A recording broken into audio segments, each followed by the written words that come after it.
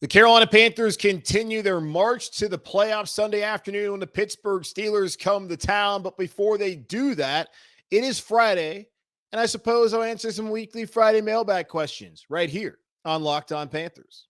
You are Locked On Panthers, your daily Carolina Panthers podcast. Part of the Locked On Podcast Network, your team every day.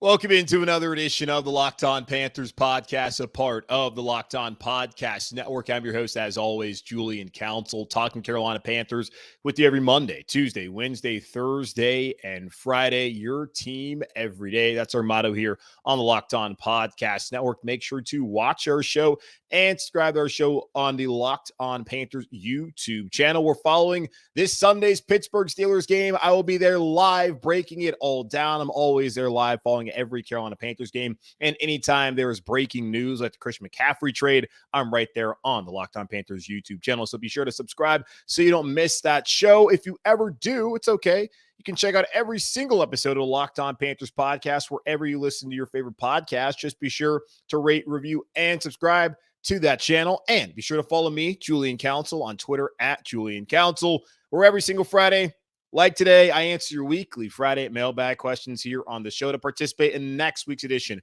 of the Weekly Friday Mailbag, either at me or DM me over on Twitter at Julian Council. And let's go ahead and get into it. There was a lot of questions this week, and thank you for heeding the call after last week. We were pretty light as far as it goes to the Weekly Friday Mailbag, but I got a lot of questions this week. Cannot answer everyone's questions, but you guys ask a lot of similar questions anyways, so I'm kind of able to answer your question even if I don't say your name before the question I get to. But let me not stall anymore. Let's get over to Owen, who asked a question about the fan culture right now here with the Carolina Panthers. He says, is the keep pounding culture back for the first time since 2015? Remember earlier on in the season when I was talking to Josh Klein of the Riot Report, of course, does fine work at the Roaring Riot and knows what it's like to be a Carolina Panther fan, grew up here, and he spends a lot of time with you guys right there in the trenches on Sundays, whether it's home or away. And I was asking him, have these people ever been this miserable? Because y'all, after the Giants loss, people were just pissed. And I get it. I understand. You wanted Rhule fired. You didn't like how the team looked offensively. I totally understood. But do you have to be this miserable and this online all the time? Apparently, that's a way for people to express their emotions and be able to work through it. And if that's the healthiest way to do it, which I don't think it is, but if it works for you, by all means. But since then, Matt Rhule has been fired. We've seen Christian McCaffrey got the door. Multiple coaches got the door. Robbie Anderson, thank God, to go out the door. But what we've also seen is a guy in Steve Wilks take charge, and he gets it. And people always say, well, what is it? He understands what this team means to people here in Charlotte. You know why? Well, because he's from Charlotte. He understands what it takes to win and what this fan base can be like when they win. Well, how does he know that? Well, he was here before when Ron Rivera was winning, and he was a defensive coordinator and a secondary coach here in Carolina. So he's seen the good times, and he's been trying to bring back that pride. Remember Cam last year? So I want to bring the pride back to the Carolinas. That's been gone. And really, you can ask, it's the best the fan culture has been since 2015. I mean, 2017, there was great fan culture. The 2018, things were great. But then once Cam's body deteriorated, so did the fan culture here in Carolina as far as everyone's mood. Not to say that fans ended up being bad fans, just people's mood and the tenor of the conversation completely changed. And having grown up here, I don't remember 2003 and 2004, when they went to the Super Bowl and the whole "when keep pounding" really was created. I don't remember fans really having that kind of passion until Cam came here and they started winning. Of course, people love the Carolina Panthers, but they didn't love them like they do today. So I think Steve Wilks has done a really good job in understanding this fan base and understanding really what it takes to build a winning football team, and that football team kind of having that identity of its city as well. Now, I wouldn't say Charlotte's got hard-nosed plays. I mean, we have bankers all over the place, transplants and all that. You kind of wonder what the identity of the city is. But certainly that underdog mentality is there because, hell, we're compared to a lot of cities. I mean, we've always had to kind of look down the road to Atlanta and what they are. And I look at Nashville. When I was living there, people were saying Nashville's the it city. I'm like, all right, well, my city in Charlotte's pretty great too.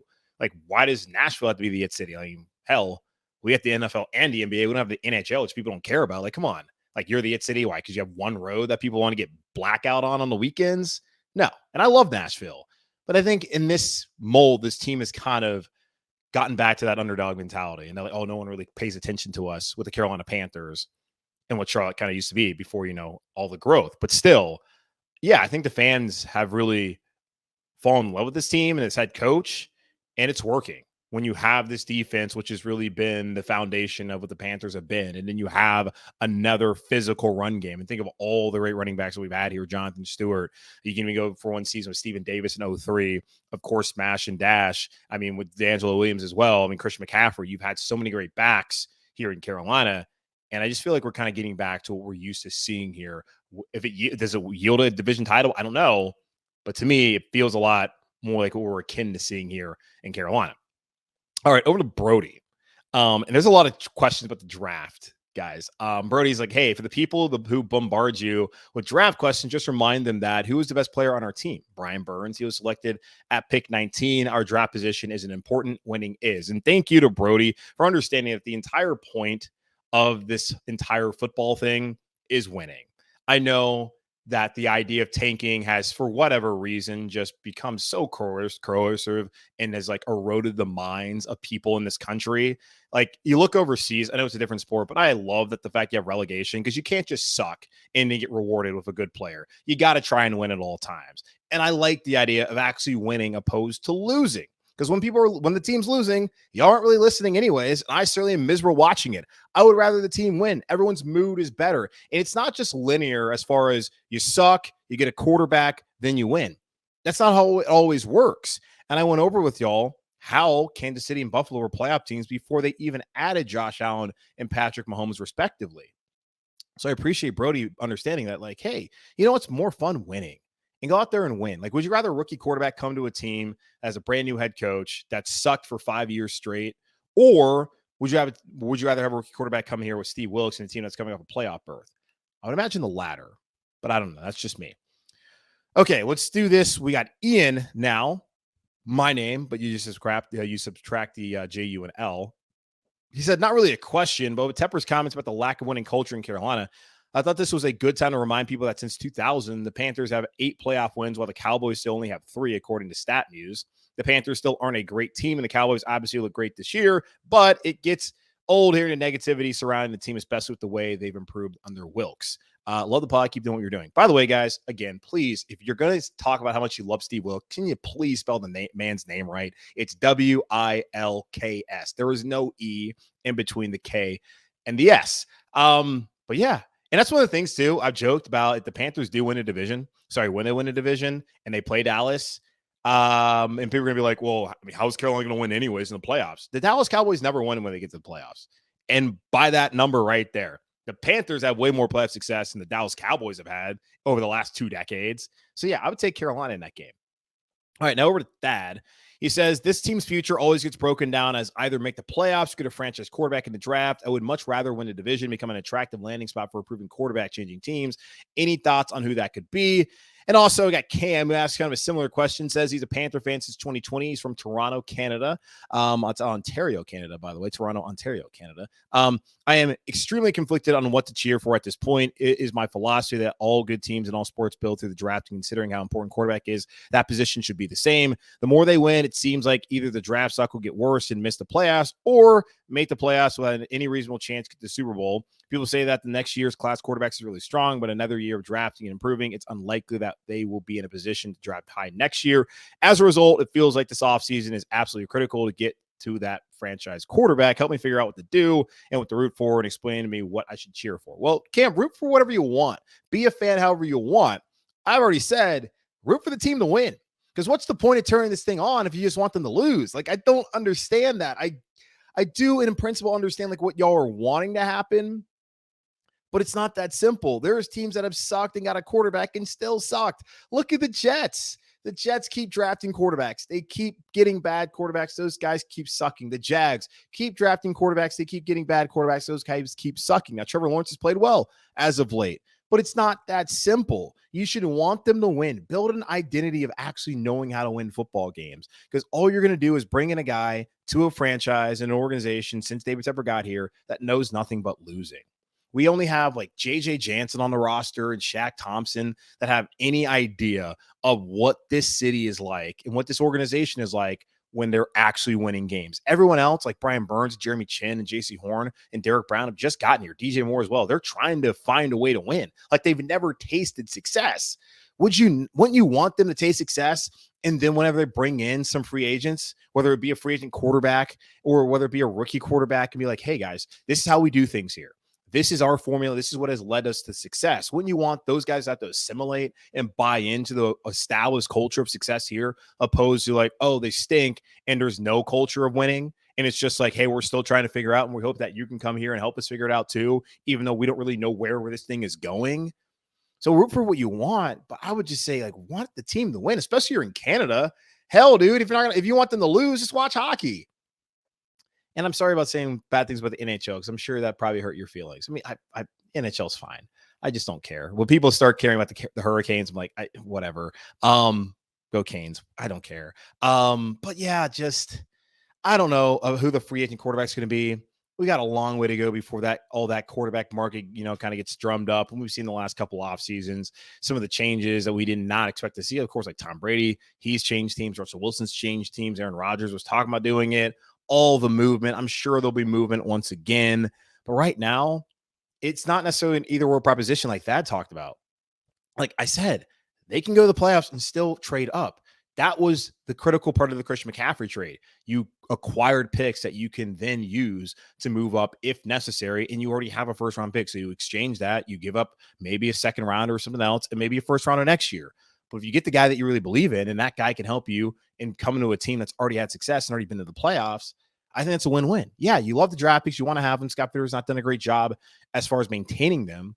But that's the time when you would want to give up draft picks to actually go draft a quarterback, opposed to what they did with Sam Darnold, with Baker Mayfield, and then trading up for Matt Corral and all the other trades that they've done, like CJ Henderson, that have not really panned out. I'm cool with that, especially if you love the guy. So I don't know. Cheer for what you want, but I would say right now they're 5-8. If they went out to go to the playoffs, wouldn't you rather have fun in the last 4 weeks opposed to just being like in evaluation mode like the Steelers and just be kind of bored and have no reason to watch at all? I don't know. Maybe that's you, but that's certainly not me, of course, someone who has to talk about this team on a daily basis. All right, and I'll continue to talk about this team and continue to answer your questions here on the show in just a moment here on Locked On Panthers. Don't make your loved ones face the dead of winter in old T-shirts, ancient underwear, and ratty sweats. Help them fight cold with cozy. Give the gift of Tommy John. In Tommy John, you're that much more comfortable, so you can do everything better. With over 18 million pairs sold, giving Tommy John has become a holiday tradition. 97% of women and men love getting a gift from Tommy John. That's why Tommy John doesn't have customers. They have fanatics. Hurry to Tommy John's Wrap It Up sale and get 30% off everything plus free shipping at TommyJohn.com/locked-on. Order now so your gifts arrive before the holidays. 30% off plus free shipping at TommyJohn.com/locked-on. That's TommyJohn.com/locked-on. See site for details. Alrighty, let's get back into the Weekly Friday Mailbag. Now going over to Kendrick. He says, we frequently discuss the talent on this roster. We all know the cornerstone players, but is it possible that the Panthers are more talented than we thought and Rhule was way worse at managing that talent than we initially believed? Well, I think it's very clear that Matt Rhule did a terrible job as far as coaching this team up. We saw it. He went 11-27. He can say whatever he wants to Peter Schrager or to the Rich Eisen show, or to whatever outlet wanted to listen to him during his 2-week media tour where he tried to explain why things went poorly in Carolina so then he could have Nebraska fans feel comfy about him coming back to college. Whatever, dude. You sucked at your job. Yes, you should have taken another job elsewhere. We all would have appreciated you doing that, opposed to wasting 38 games of our time here in Carolina. And that comes from someone who, again, advocated for you to get a third year, and you made me look like a fool. Maybe I was a fool the whole time, and maybe I still am a fool. And I'm sure plenty of you believe that as you're listening to this podcast. Either way, I thought this team would go to the playoffs this year. I thought they were going to go 10-7. I thought they were going to be a playoff team. It's funny, if they win out, then and win the division, I'm only going to miss it by one game because I said 10-7. Now, I thought it'd be completely different. I thought Baker was going to be like the Baker that played on Thursday Night Football last week and not come back win with the Rams. I thought that's the guy we're going to get. We didn't get that guy. But right now, this has been a good football team. And I liked them because you had Brian Burns. This was the year where you were hoping that Derek Brown would step up, Frankie Louva, what he could do. I didn't expect him to be this good, but he's really been awesome. J.C. Hornback, Jeremy Chin. You had the talent defensively, and you added in some veterans. Now, guys like Damian Wilson never made an impact. Neither did Corey Littleton. Xavier Woods certainly has. Matt Ioannidis, he's kind of, been up and down. I wouldn't say he's had like a massive, like he's played, of course, a lot of snaps, but it's not something like that's been super noticeable. Maybe I should go back and grind the tape and figure out more. But the offensive line has been vastly improved. Like they have been exactly what I thought they would be. Haven't gotten a lot out of the skill positions, but they've been really good running the football. Yeah, there was always talent on this roster. But clearly the guy in charge just did not know how to manage it, how to motivate. He says he never lost a locker room, but all the other things that you need to do to really be a leader, he hasn't done that. And he never was able to find an identity. In 8 weeks, Steve Wilks has done that. Steve Wilks also has more experience in the NFL. He's been a head coach before. So he's taken his lumps. He's learned things along the way. And David Tepper and the fan base and all of us, we didn't have time for Matt Rhule to try and take the lumps and learn. He needed to figure it out by 2022, and he didn't do it. So, yeah, I think that the team has talent. That's why I think they would be a playoff team. That's why I think right now they can be a playoff team. I still don't want to get hurt and say, yes, they're going to be a playoff team. But, yeah, they're a talented bunch, in my opinion. We got Kurt. He's got a two-parter. He asked, first question, do you consider Seattle a rival? I wouldn't go that far. Back when the Panthers were trying to get over that hump, like let's say 2014, they lost Seattle in the divisional round. They had lost a couple of times before that. It was 2015, of course, the game that, Greg Olsen got that touchdown reception at the end of it. They had like 3 drives that were like 80 yards, right? That afternoon in Seattle, they started off 5-0. Like that was one of those games where it's like, okay, you get it. You finally got over the hump. You played a team that's tough to beat on the road and a team that you certainly respect and also wanted to get after. And of course, that playoff game later that year where the Panthers were up huge and Seattle came back, made it a game. We've seen somewhat of a rivalry there. And in 2017, maybe it was 18 rather, when the Panthers and Seahawks both really needed to win a game at Bank of America Stadium to stay in the playoff hunt. Panthers lose that game. Seattle wins that game. So you look at that kind of time when Cam was still here, and you had the Legion of Boom. You had Michael Bennett. You had Cam Chancellor. You had Richard Sherman, all those guys, Earl Thomas. And you had those kind of dudes like Doug Baldwin. That's when I felt like it was more kind of like a hostility, because that was a team that you really had to get over if you wanted to win and go far into the playoffs, at least for the Panthers, for the couple of seasons there. Nowadays, I don't really feel like it's there anymore. Like that juice is not the same. Like it was great to be back in Seattle to see that crowd, but it wasn't kind of the same that it was as far as like when that heyday Panthers were playing those Seahawks. It was different back then. And of course, we have a history of losing an NFC title game back in 2005 there in Seattle. So there's that. But I don't see Seattle as a rival anymore. And then your second one is, if you're Tepper and you're in Seattle for that game, what stopped you from walking in the locker room after the game and announcing Wilks as permanent coach? What that would have done for the team is immeasurable, in my opinion. What's stopping you is the Rooney Rule. I do understand that there's people out there being like, damn, well, Wilks is already black, so what's the point of talking to other black people for the job? Yikes, guys. There's other people out there like Leslie Frazier, who's had a great defense over the last couple of years in Buffalo, who has head coaching experience, which apparently, according to Dan Graziano, is what David Tepper is looking for, who absolutely deserves to get a look. There's also guys like D'Amico Ryans, who has the best defense in the league right now in San Francisco and is coming from a place that has had a guy like Robert Saleh have success this year in New York with the Jets, and Mike McDaniels in his first year go to the Miami Dolphins and have success. Both those guys like going to be the playoffs this year. They come from the Shanahan tree. One defensive guy, one offensive guy. San Francisco churning out good coaches. So D'Amico Ryans also black. Why not give D'Amico Ryans an opportunity? Just because you plan on hiring a black guy does not mean that you shouldn't talk to any other minorities or, hell, anyone who's white or anyways. You should still talk to other coaches. So the Rooney Rule says you have to talk to 2 external minority candidates. The entire point of the Rooney Rule not necessarily is to get black coaches hired. It's to get a diverse set of candidates in front of these owners so that they actually consider more than just maybe one guy that they are dead set on. As we've seen, these owners are going to hire whoever the hell they want. You can put how many black people or Hispanic coaches or whatever in front of them, and if they want to hire this young white OC, that's who they're going to hire. And it's within their rights to hire them. But the Rooney Rule says you got to talk to more people. You can't just be lazy about it and just hire that guy. You can do it in the end, but at the very least, you're going to sit down, you're going to talk to people, and you're going to give them your time and your need to take this seriously. Now, a lot of them don't take it seriously, but David Tepper absolutely should cast a wide net, talk to everyone, and see who fits. Steve Wilks' job is to win the division. So after all those interviews, it comes back to, well, Steve Wilks understands what keep pounding means. He understands this city. He turned this thing around. He's a leader of men. That's my guy. But yeah, he can't remove the interim tag because of the rule. But also, guys, be better. Oh, he's going to hire a black guy. What's the point of talking to anyone else who's black? Come on, that's stupid.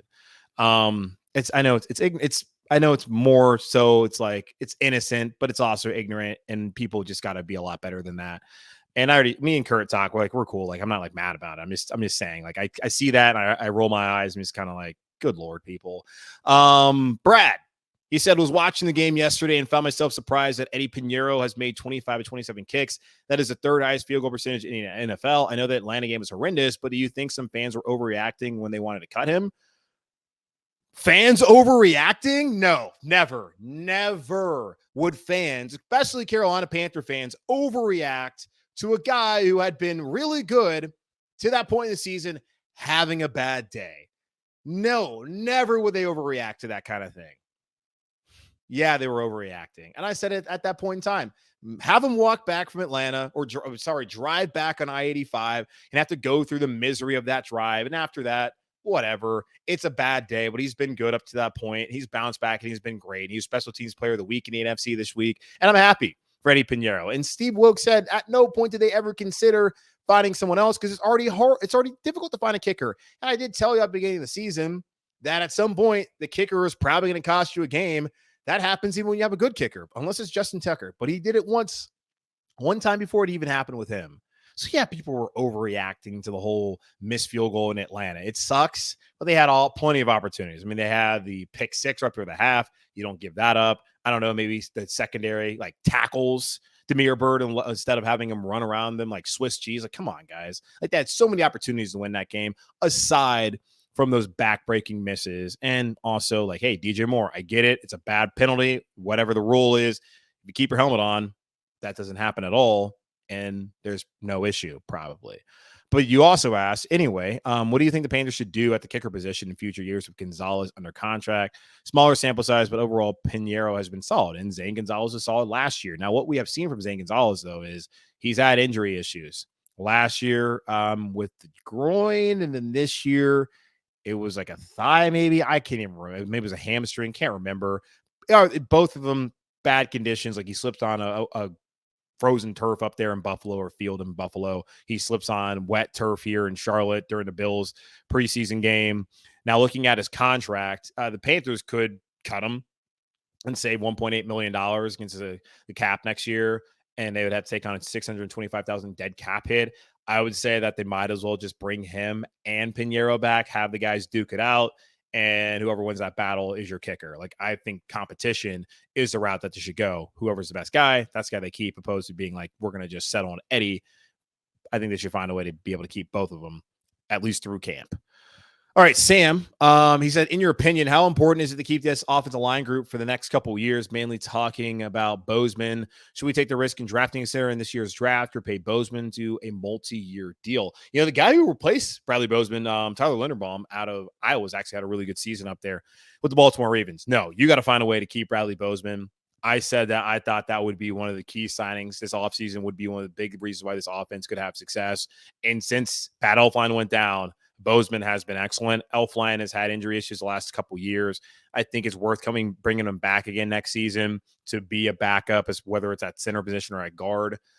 You also have Cade Mays, so maybe don't bring back Elflein.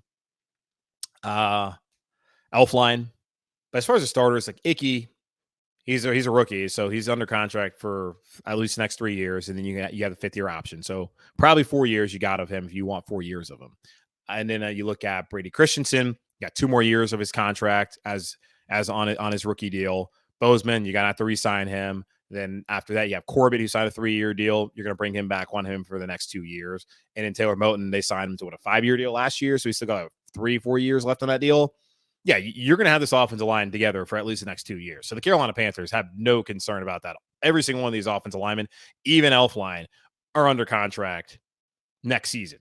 Cade Mays as well. So they're good as far as like, are they going to be able to retain this offensive line? Yeah, they're going to be able to retain these guys because they already got them wrapped up. Only guy they need to wrap up, of course, or lock up rather, is Bradley Bozeman.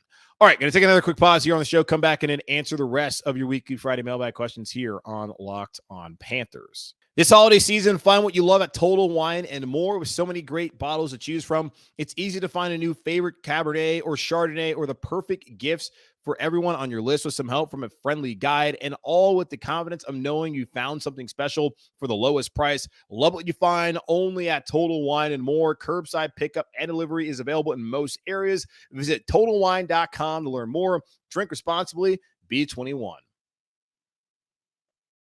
All right, got more of your questions here. Probably need to speed through him. Through them. Nah, whatever. I don't really need to. We'll just get to it. All right, David, he's got 2-parter. If the Panthers can't win out and they go 3-1, do you see them still making the postseason over the struggling Bucks? I think they lose to Detroit. Also, does that solidify Wilks as far as getting the tag ripped off? Already explained the whole tag process after that, but I think if he does win a division, whether it's at 8-9 or 9-8, that's got to be your guy, because that would have meant that Steve Wilks would have gone 7-5 since taking over a team that traded away McCaffrey, Robbie Anderson, had all these coaches leave, and was an absolute turmoil. Like, how is that not your dude moving forward? And as I explained earlier on in the week, if the Panthers are going to lose a game at all moving forward, it's either on Sunday to Pittsburgh or Detroit. You can afford to lose those games. Now, why can you afford to do that? Because just looking at how things are going to go, and that's really the game that's the most consequential for them is for Tampa to lose on Sunday to Cincinnati. Because if they lose to Cincinnati, the Panthers could be tied with them and the Falcons at 6-8 after this week. But if they lose to Cincinnati, that puts you in a position where you can beat them later on, and you would have the tiebreaker because you swept them over the course of the season. And then you got to beat New Orleans. Like, the last 2 games are the most important games of the season for Carolina's final stretch are the last 2 games where they need to play, where they're playing divisional opponents on the road. So you can lose this week or Detroit, but I mean, you probably would rather win, of course, but you can afford to go 3-1 as long as one of those losses is either Detroit or Pittsburgh. We got Alex now. He said there's rumors that Jordan Love might request a trade if Rodgers comes back. If the Panthers play their way out of the top quarterback conversation, do you think they consider another reclamation project or just running back with Sam? And Danny's got a question kind of similar. If Brock Purdy turns out to be the guy for the 49ers, would you give up this April's first-round pick for Trey Lance? If not, is there anything you would, and what would that be? No to both questions. No to Jordan Love. If the Packers decide that they're going to bring back Aaron Rodgers again, and I understand he has a thumb, but the Packers decide that they're going to bring back Aaron Rodgers for another season, that tells you that Jordan Love is not good. So no, I do not want to give the Packers assets for their failed first-round pick, who they clearly do not believe in. Because they believed in Jordan Love, they would have told Aaron Rodgers to kick rocks. Now, they also didn't believe that Aaron Rodgers would win back-to-back MVP, so I guess I should take that into account.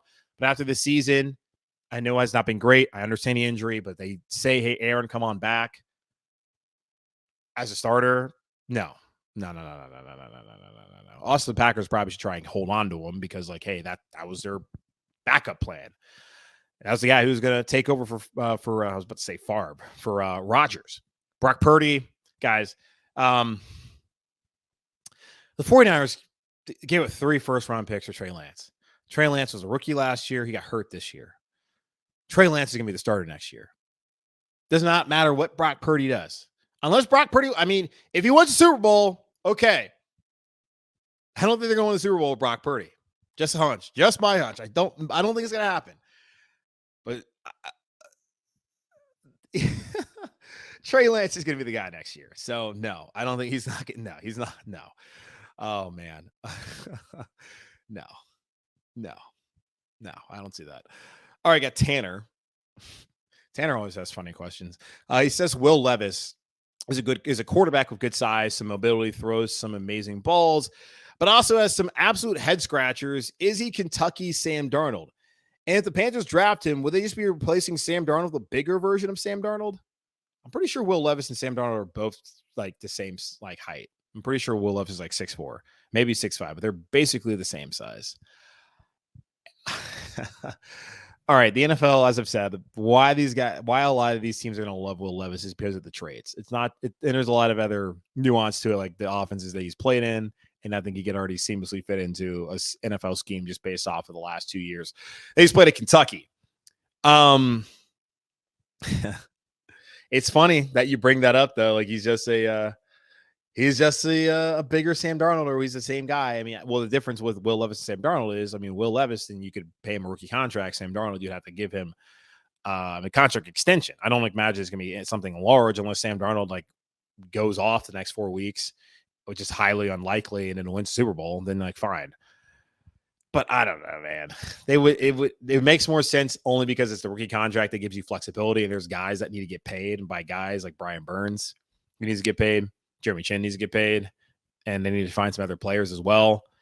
So, yeah, it would probably make more sense for them to get that rookie contract and then try and mold that guy opposed to a guy who's really struggled through 5 years in Sam Darnold.